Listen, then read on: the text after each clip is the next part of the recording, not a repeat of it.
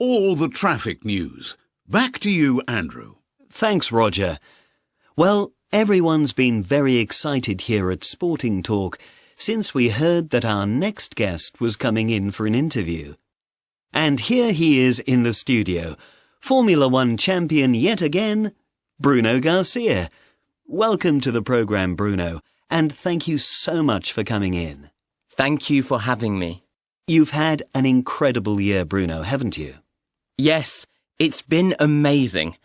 I've just got back from Brazil. It was incredible to win there again, in front of my own people. It's always very special. I needed a good rest afterwards, so I've just had a wonderful holiday in Brazil with my family. Now, it seems that you've always been on the racing scene, Bruno. How long have you been in the business? 12 years in Formula One. I drove Formula 3 before that. How did you start? Like most racing drivers, I started with go-karting when I was at primary school. But I've always been crazy about racing for as long as I can remember. My father was a sports journalist, and he took me to my first Grand Prix in 1996 when I was 12.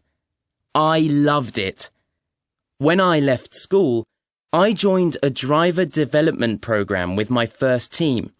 So I've always been a racing driver. I've never done anything else. And you've driven with quite a few different teams over the years, haven't you? Yes, I certainly have. I've raced with Jordan, Brawn, both no longer with us, of course. And then there was Toyota, another team that hasn't lasted as long as my racing career. And then Black Bull, and now Toro Bianco. And how long have you been with Toro Bianco now? Since 2013. They asked me to join them just after I won my 5th Drivers' Championship. They're a great team. And when you've worked with so many different teams, you know how important they are for the driver. So that's 7 championships you've won now. That's right. And what I'm really proud of is that I've won on every Grand Prix circuit in the world, apart from the new ones, the Chinese and the Abu Dhabi Grand Prix. But I came second in Abu Dhabi 2 years ago. That's incredible. So what do you think makes you such a successful driver? Well, I think it really all depends on making the right decisions.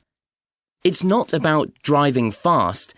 It's actually about planning and quick thinking and doing the right thing at the right time. And now the big question everyone's asking, is it true that next year will be your last as a Formula One driver?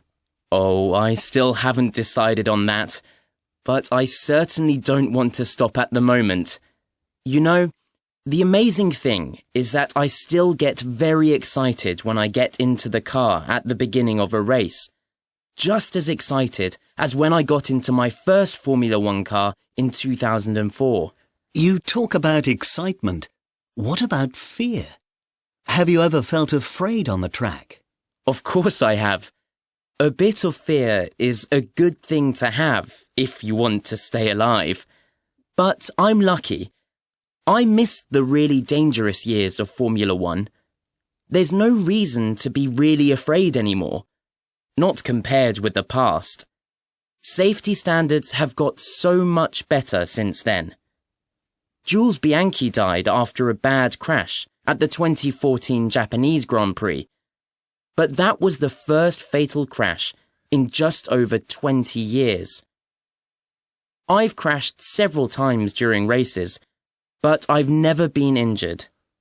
And we're all very thankful for that. So we wish you all the best for next season. And thank you again for coming to talk to us. My pleasure. And many thanks to all my fans out there. Your support means a lot to me.